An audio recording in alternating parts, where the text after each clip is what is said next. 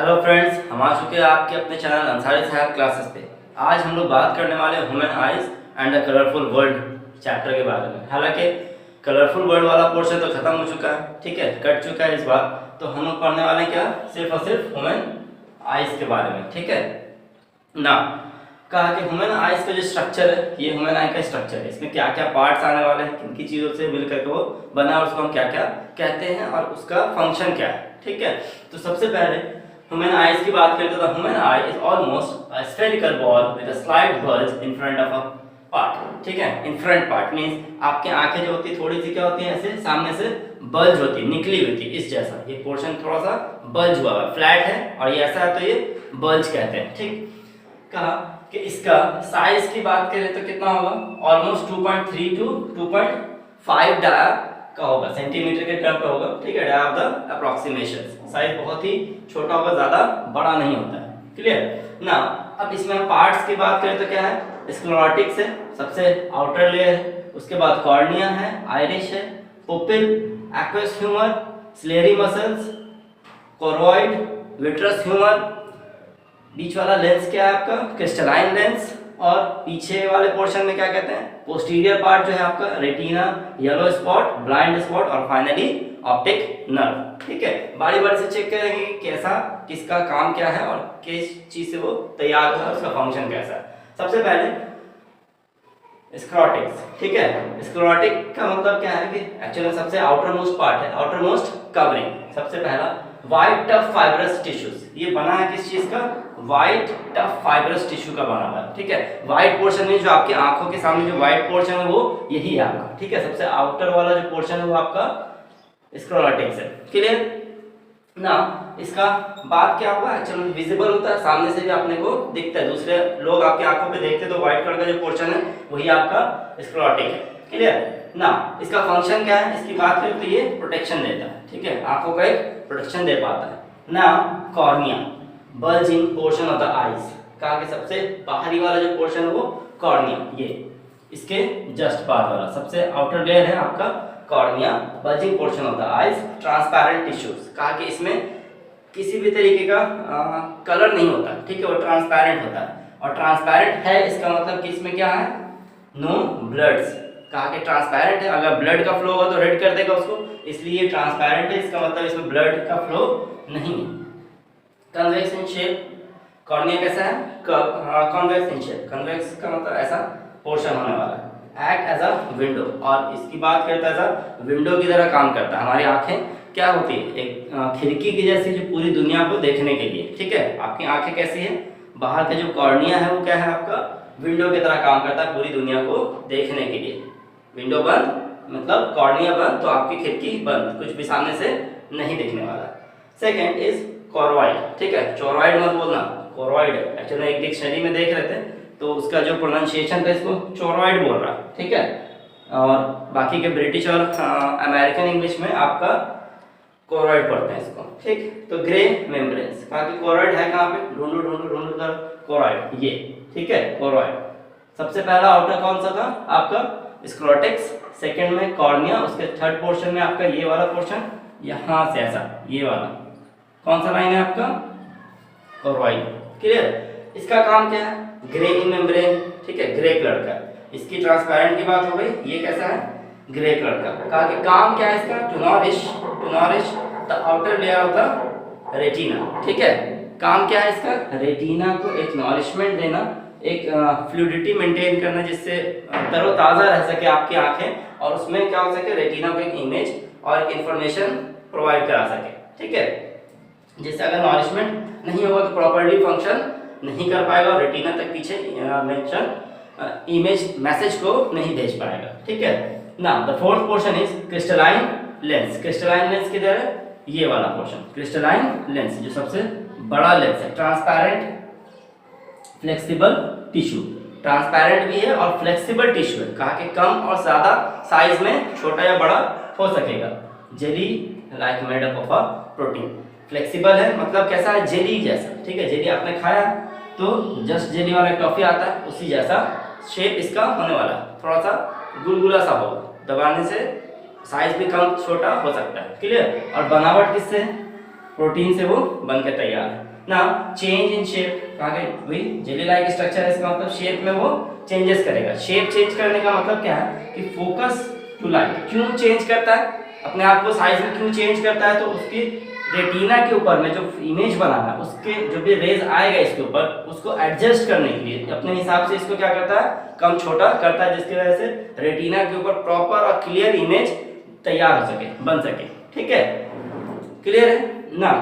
Ciliary muscles, ये जो crystalline lens है, ये जो अपना साइज छोटा और बड़ा करता है वो किसके हेल्प से, ये 1 2 3 जो लाइनिंग दिख रही है यहाँ से 1 2 3, ये आपका क्या है, सिलियरी मसल से। इसी के बिना पे जब ये स्ट्रेच करेगा, ये क्या होने वाला है, ऐसे अपने तरफ से खींचेगा, दोनों साइड से खींचेगा तो ये लेंस क्या हो जाएगा, धीरे से पतला हो जाएगा ऐसे।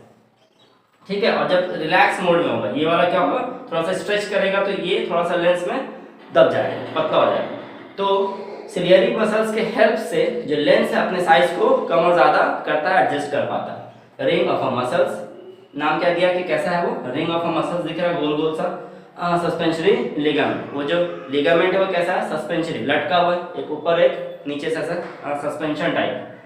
कॉन्ट्रैक्ट करता है किसको, कॉन्ट्रैक्शन जब होगा तो इसका फोकल लेंथ कम होगा, और रिलैक्स मोड में होगा ये मसल्स, ये दोनों मसल जब रिलैक्स मोड में होगा तो इसका फोकल लेंथ बढ़ चुका होगा। ठीक है, तो अभी हम कहें कि आईज और कैमरे में क्या फर्क है।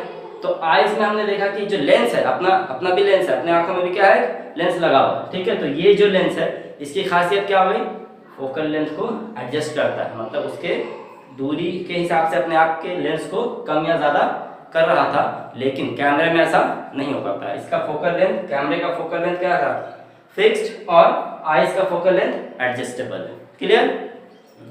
अब देखने वाले हैं कौन सा, आइरिश के बारे में। ठीक है, आइरिश क्या है, आइरिश कहा गया फ्लैट कलर्ड रिंग शेप। कहा आइरिश पहले ढूंढो तो है कहाँ पे, आइरिश किधर है, ये रहा आइरिश, ये आपका ये जो एक ऊपर से हिस्सा है और एक नीचे से इसको पकड़ के रखा है, किसको, पुपिल्स को। मीन्स पुपिल्स के लिए होल्डिंग करने वाला काम किसका है, आइरिश का काम है। ठीक है, तो इससे एक चीज ये भी शेप से आपको ये समझ में आ रहा है कि अगर पुपिल को पकड़ के रखे हुआ आइरिश तो इसको भी क्या कर रहा होगा, कॉन्ट्रैक्शन और एक्सपेंशन होने वाला, वो देखते हैं आगे। कहा कि फ्लैट कलर्ड रिंग शेप, कहा कि बहुत कैसा दिख रहा है, रिंग शेप का दिख रहा है, गोल सा रिंग शेप है और ऐसा फ्लैट है, फ्लैट और रिंग शेप। इसमें कहा कि कलर्ड भी होता है, किसी का आँख काला होता है, ठीक है, किसी का ब्राउनिश होता है, तो वो कलर किसका है, वो आइरिश, आपका जो कलरफुल पार्ट है वो आइरिश होता है। ठीक है, ब्लू आइज मत बोल देना। ठीक, तो अभी क्या होता है, आपका रेस पे डिपेंड करेगा और जीन पे डिपेंड करेगा, जेनेटिक्स पे डिपेंड करता है कि फादर का अगर आँख थोड़ा सा ब्राउनिश है तो बच्चे का भी हो सकता है, मदर का, तो वो चीज़ें जेनेटिकली ट्रांसफर हो सकती है। ठीक है, तो इसका कलर आपके नस्ल के ऊपर और रेस और जीन के ऊपर होगा। क्लियर। रिंग शेप का होगा, फ्लैट होता है ना, tiny hole in the middle. ठीक है, इसके जस्ट बीच में क्या है, आइरिश, और इसके जस्ट बीच में एक होल है जिसका हमने नाम क्या दिया, पुपिल नाम रखा है। क्लियर, ये आपका मिडिल पोर्शन पुपिल कहलाता है। कंट्रोल अमाउंट ऑफ लाइट एंट्रिंग्स, कहा कि आपके आंखों में कितनी लाइट्स एंट्री करने वाली, उसके लिए रिस्पॉन्सिबल कौन है, आपका आइरिश रिस्पॉन्सिबल है। ठीक है, आप धूप में जाते हो छांव से, ठीक है, मतलब शेडो में रूम में बैठे हो, अचानक से तुम धूप पे गए, तुम्हारी आंखें थोड़ी सी कॉन्ट्रैक्ट करती है, थोड़ी सी आंख हम क्या करते हैं, थोड़ा सा बंद करने की कोशिश करते हैं। क्यों कर रहे हैं ऐसा, कि बहुत ज्यादा लाइट क्या हो जा रहा है, एंट्री कर रहा है। क्लियर, तो उस टाइम पे आपका आइरिश का साइज थोड़ा सा, पुपिल का साइज क्या था, थोड़ा बड़ा था, तो ज्यादा बड़ा शेप होगा तो लाइट के अंदर आने के चांसेस बढ़ जाएंगे। अगर यही चीज छोटा हो तो क्या होगा, सिर्फ थोड़ी सी लाइट आ पाएगी। तो हम क्या करते हैं कि ज्यादा लाइट भी आएगा तो थोड़ा सा आंखों पे असर पड़ता है। तो उसने क्या किया कि लाइट कंट्रोलिंग का हाथ किसका है, आइरिश का। Clear, iris automatically adjust pupil according to the light entering. जो अभी ये कह रहा है कि कंट्रोलिंग ऑफ द लाइट, वो कौन हेल्प कर रहा है, तो आइरिश ऑटोमेटिकली अपने हिसाब से उसको जितना लाइट सूटेबल हो, एक टाइम के बाद वो अपने आप को एडजस्ट करने के बाद फिर वो तुम कंफर्टेबल भी हो जाते हैं। धूप में गए तो थोड़ी देर के बाद फिर कंफर्टेबल भी हो गए, फिर नॉर्मली आंखें खुल भी रही। अब उसी के जस्ट उल्टा, फिर धूप से कहाँ रहे, रूम के अंदर, रूम में आए तो कुछ दिख ही नहीं रहा। ठीक है, क्यों नहीं दिख रहा, क्योंकि जब हम धूप में थे तो उसका पुपिल्स का साइज बहुत छोटा कर लिया था। ठीक है, किसके हेल्प से, आइरिश ने उसको ऑटोमेटिकली एडजस्ट किया और पुपिल का साइज बहुत छोटा कर लिया कि थोड़ा सा ही लाइट जाए जिससे हम आसानी से चीज़ों को देख सकें। और अचानक से हम घर में आ गए, वही पुपिल्स का साइज लेकर के आओ, लाइट तो रूम में कम है रूम में कम है तो धीरे धीरे क्या होता है, अंधेरा होता है, तो लाइट धीरे धीरे क्या करता है, इसको ओपन करेगा, लंबा करेगा, इलोंगेट करेगा पुपिल्स को। तो फाइनली अपने को क्या होगा, चीज़ें प्रॉपर तरीके से दिखने लगती हैं थोड़ी देर के बाद। ठीक, तो iris automatically adjust pupil according to the light entry, जिस हिसाब से लाइट एंट्री कर रहा है उस हिसाब से उसको एडजस्ट कर लेगा। कॉन्ट्रैक्ट और तो इंक्रीज होगा, मतलब ये अगर आइरिश का, ये आइरिश है, आइरिश अगर कॉन्ट्रैक्ट होगा मतलब सुकरेगा, ठीक है, कॉन्ट्रैक्ट करना मतलब ये दोनों तरफ से इसे पकड़ के रखेगा, ये क्या होगा, ऐसे एकदम स्ट्रेच होगा, और ये कॉन्ट्रैक्शन का काम है। तो कॉन्ट्रैक्शन होगा तो इसमें टच क्या, पुपिल, तो पुपिल को क्या करेगा, स्ट्रेच करेगा, मींस पुपिल इलोंगेट होगा दोनों साइड से। जब ये क्या, जब ये कॉन्ट्रैक्शन वाला पार्ट होगा तो ठीक है, जब ये कॉन्ट्रैक्ट करेगा तो कॉन्ट्रैक्ट करेगा मतलब पीछे जाएगा, ये भी पीछे आएगा, तो इससे टच कौन है, पुपिल, पुपिल क्या होगा, धीरे धीरे बड़ा हो जाएगा। मींस जब कॉन्ट्रैक्शन होगा तो इंक्रीज होगा किसमें, पुपिल्स के साइज में इंक्रीजमेंट होगा, इसी का उल्टा होगा। और जब ये रिलैक्स मोड में होगा, ठीक है, जब ये रिलैक्स मोड में होगा तब क्या होने वाला, पुपिल्स का साइज छोटा हो जाएगा। क्लियर। तो कॉन्ट्रैक्शन में हम क्या देख रहे हैं कि आपका आइरिश थोड़ा सा रिलैक्स मोड में है, तो स्ट्रेच किसको कर दिया, पुपिल को। और जब ये टेंशन में आएगा, ये क्या होगा, कॉन्ट्रैक्शन एक्सपेंशन होगा, इसका जब फैलेगा तो दोनों साइड से क्या होगा, पुपिल को छोटा कर देगा। ठीक है, चलो इसके बाद अभी हम यहाँ देख रहे हैं, इसको अभी रोक के रखे हुए, इसके बाद ये बेहतर समझ में आएगा। रेटिना, आइरिश तक आ गई, लाइट एंट्री कर दिया इसने, अपने हिसाब से इसको एडजस्ट कर लिया पुपिल्स को, कितना अमाउंट का लाइट आने वाला है, कितना उसको चाहिए, अपने हिसाब से उतना एडजस्ट कर लिया ना। रेटिना, रेटिना है किधर, कहाँ, यहाँ, ठीक है, ये आपका पोस्टीरियर पार्ट, फ्रंट वाले को एक्सटीरियर कहते हैं और पीछे वाले को पोस्टीरियर, पोस्ट बाद में, ठीक है, तो पीछे वाला हिस्सा। The screen on which image is form, कहा कि यही सबसे आपका स्क्रीन होने वाला है, ठीक है, आपके आंखों का स्क्रीन कहाँ है, retina. Clear. Delicate and have enormous light sensitive sales, कहा कि इसमें बहुत ज़्यादा डेलिकेट है और बहुत सेंसिटिव है, आपका रेटिना बहुत ही ज़्यादा सेंसिटिव है। कैसे, क्योंकि इसके अंदर क्या है, इनॉर्मस लाइट सेंसिटिव सेल्स है, ये किसको सेंस करेगा, लाइट को सेंस करेगा, ठीक है, लाइट सेंसिटिव सेल्स, LSC हमने कर दिया। Light sensitive sales gate activated and generate electrical signals, जो हमने चीज़ें लाइट इसके ऊपर आई, आंखों से लाइट एंट्री की थी, लाइट एंट्री करके फिर ये कहाँ सब कनेक्शन है, कनेक्ट करके कहाँ भेजेगा इसको, रेटिना तक। रेटिना पे जैसे ही लाइट सेंसिटिव सेल पहुंचा है, उसमें है already light sensitive cell already है, उसके बाद जैसे ही वहां तक लाइट पहुंचा वो क्या हो जाएगा, एक्टिवेट कर लेगा, किस चीज में, इलेक्ट्रिकल सिग्नल में। ठीक है, तो gate activated and generate electrical signal. ठीक ना, अब इलेक्ट्रिकल सिग्नल के टर्म पे आया है तो क्या करने वाला है, इन्वर्टेड इमेज इज फॉर्म, और रेटिना पे जो इमेज बनता है वो इमेज कैसा होता है, इन्वर्टेड होगा। क्लियर ना। अब inverted image converted into optical impulses, कहा कि पहले हमने लाइट के टर्म पे देखा, उसको किस में कन्वर्ट किया, इलेक्ट्रिकल सिग्नल पे कन्वर्ट किया, इलेक्ट्रिकल सिग्नल को फर्दर उसने किस में कन्वर्ट किया, पहले इमेज बना लिया उल्टा, उसके बाद उसको कन्वर्ट कर ले रहा है किसमें, ऑप्टिकल इंपल्स में। ठीक है ना, एंड देन ब्रेन, और फिर ऑप्टिकल इंपल्स बनाने के बाद, मींस ऑप्टिकल जो चीजें आपको देखनी है, ऑप्टिकल इंपल्स बनाने के बाद फिर उसको कहाँ भेज रहा, फाइनली ब्रेन को भेज दिया। ठीक है, और जब ये ब्रेन को भेजता है तो उस टाइम पे ब्रेन अब इसको सीधा करके बनाता है, ठीक है, वो इन्वर्टेड ही नहीं रहता ना।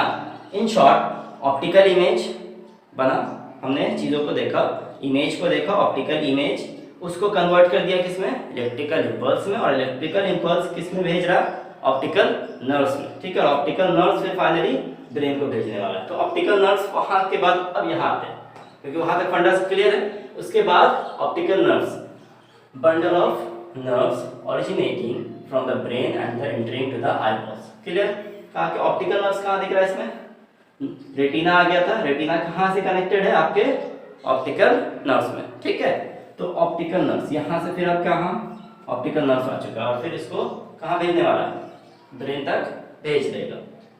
लेफ्ट आई रिसीव्स, ON क्या है, optical nerves, from the right side of the brain vice versa. कहा कि जब लेफ्ट आइज है, लेफ्ट आइज जो देखेगा वो किसको भेजने वाला है, right side of the brain, मतलब लेफ्ट आई से देखा तो इसका सिग्नल राइट ब्रेन को भेजेगा, और लेफ्ट राइट से देखेंगे तो इसका सिग्नल किधर भेजने वाला, लेफ्ट की तरफ, तो अपोजिट चलता है।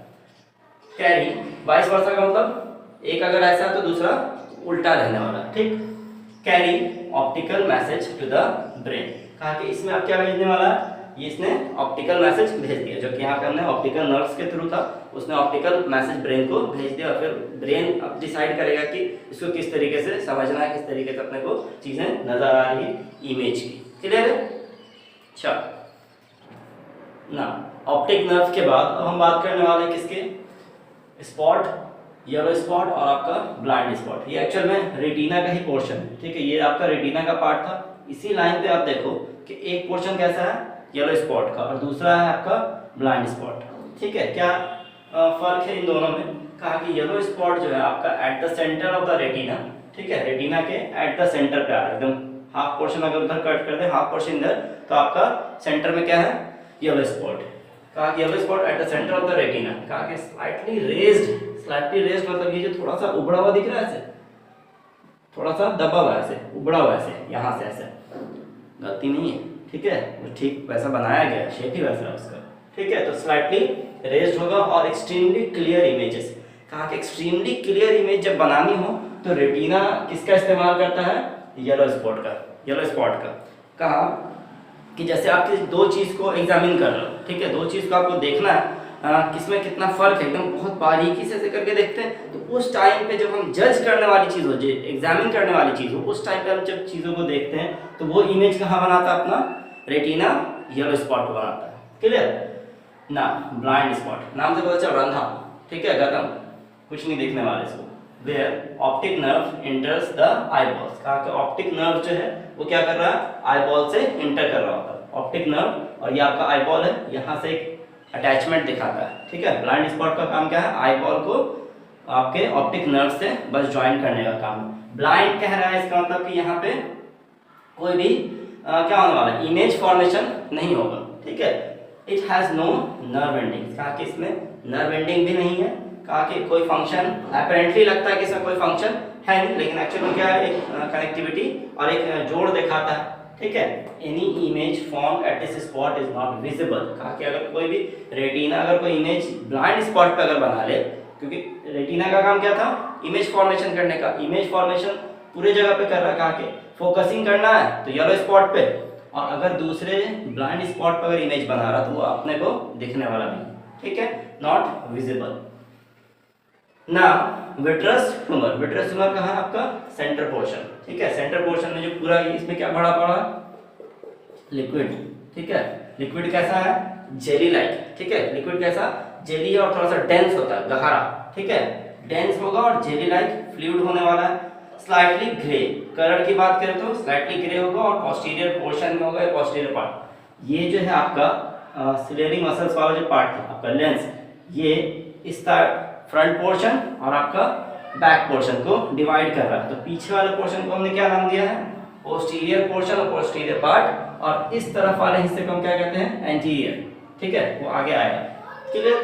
तो विट्रस ट्यूमर क्या कर रहा है, पीछे वाले हिस्से में एक कलर में होगा, पीछे वाले हिस्से में होगा, उसका कलर कैसा है, ग्रे होने वाला है। Prevent eyeballs from collapsing due to the change in atmospheric pressure, ATP क्या आपका, atmospheric pressure, clear, atmospheric pressure ATP, ये बड़ा इंपॉर्टेंट है, कहा कि इसका काम पूछ ले कि व्हाट इज द यूज, ठीक है, तो क्या कहेंगे कि कोलैप्सिंग से बचा रहा। कोलैप्सिंग मतलब क्या, कहा कि अगर कोई चीज़ ऐसा गोल सा है, ठीक है, वो अपने आप में चिपक ना जाए, अपने आप में चिपक ना जाए, तो इसमें क्या भर दिया मैंने, कोई बर्तन खाली होगा, कोई बोतल खाली है तो उसको दबाओगे चिपक जाएगा, अगर उसी बर्तन में क्या भर दिया जाए, बोतल में पानी भर दिया जाए, पानी भरने के बाद आप उसको दबाएं तो उस हद तक नहीं दबेगा, हल्का फुल्का दबेगा, लेकिन एकदम से हम उसको दबा नहीं सकते हैं जब तक कि उसका कैप बंद हो, ठीक है, कैप खुल जाएगा तो फिर तो पानी गिरेगा, दबा दो, क्लियर। अब उस पर बहस मत करना, नहीं से हम तो दबा ही देंगे, क्लियर।